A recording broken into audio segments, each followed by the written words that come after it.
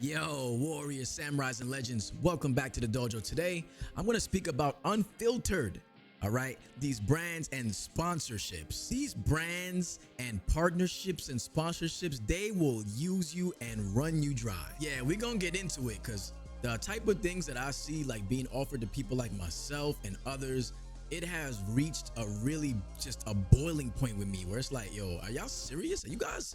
This cannot be serious offers right now. This is your budget. I think it's very clear when brands do not have creators in mind. They don't really care. They just looking for you to be a walking billboard. We're gonna talk about this because I have had it up to here about this, like seriously. Not even hair. I've had it up to here with this. It's crazy right now. Get your headbands on, put your kimonos on. It's time to train. You brands. You do not be trying to pay streamers. You don't try to actually dish out moolah for the streamers. What a lot of these brands want you to do is they want to give you that little code, the affiliate code or partnership code that you can throw in your panels. And what this does is as you start to grow your channel and people start coming in, the traffic, incoming traffic of your channel, people are looking in your panels, they're looking around, they see maybe you have the branding somewhere on your screen somewhere, you might talk about the product. This is all free promotion. Making consistent sales on a product is difficult. So many streamers already have a difficult time trying to convince people or create incentives enough for people to want to subscribe to their channel for $5. So yes, it is going to be difficult to get people to purchase something from maybe a peripheral company or maybe a gaming drink. It's so many challenges. If you guys see the emails I get sometimes, it's like, you guys can be serious. Like, you want me to do hours and hours and hours of promotion for $100? Like, what are you talking about, man? What are you talking about, yo? Like, what? I always pay attention to if somebody says that they've partnered up with a company or if they're sponsored by them. Especially, sometimes, people like doing that signed. Let me know, like, they signed something. So I'm like, okay, they might be getting paid here. Those are what we're looking for.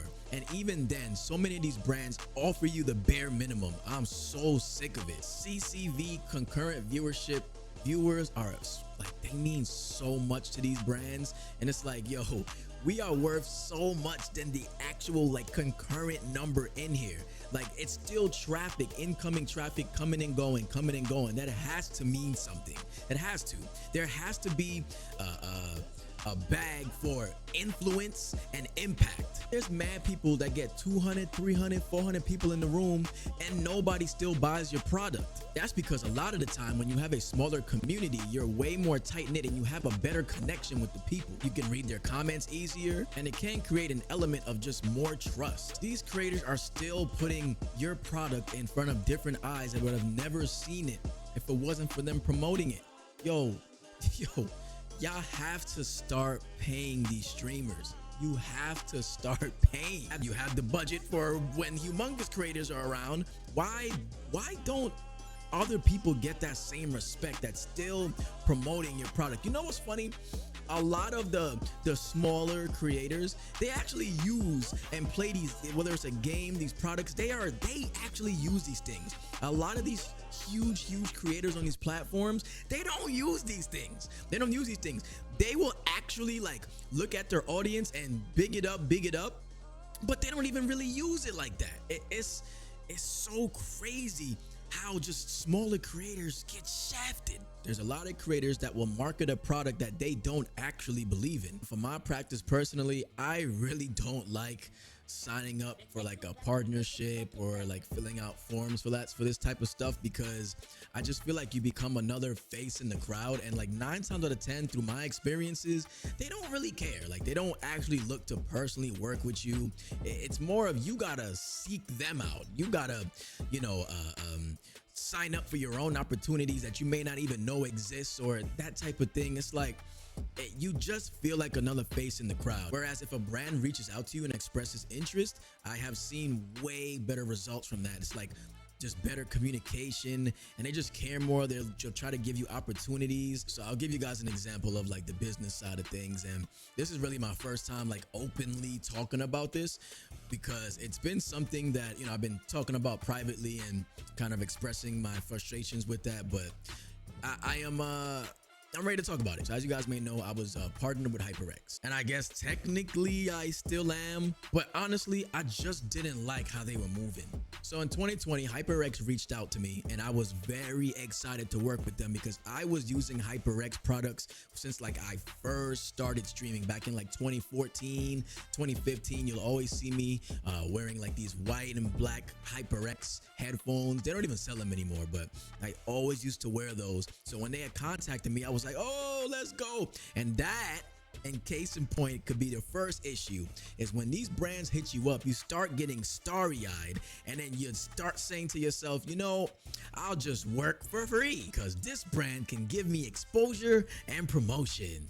So after some conversation, we partnered up, and we agreed that I'll be able to give away 2 peripheral products, a mouse, a keyboard, a headset per month to my community. That was like huge for me. So even though like I wasn't getting paid, they weren't sponsoring me, that was a huge deal breaker for me. Was okay, well, at least I'm able to give product to my community, and that will really give me the peace of mind where I can fully say like, okay, although I may not be getting paid, I'm able to give back to my community. That is huge for me. At the top of 2021, I got into a meeting with the HyperX staff, and I'm basically asking them like, hey, so what are the steps that you can do where I can, get sponsored? Like I'd like a paid sponsorship. I am promoting the hell out of this brand. I felt like at the time, I was moving some units. I wanted to know, okay, what are the steps that I can take? Do you guys offer sponsorships? They told me that they did not offer sponsorships at this time, but they are working on it. I said, okay. Fast forward to around like March, and they started like this competition, this gaming competition that involved myself, and it was a bunch of like other HyperX creators.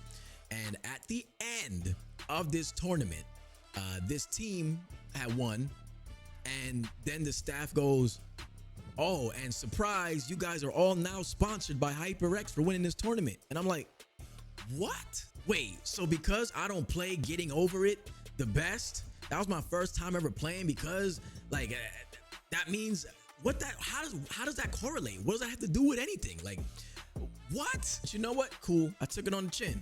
Pause. Fast forward now to around like August or September 2021, HyperX was making like this Rising Star promotion, and basically it's like a bunch of I think it's like 20 streamers who are considered rising stars, and if the top 5 can get the community to vote enough times, then they'll give you a sponsorship.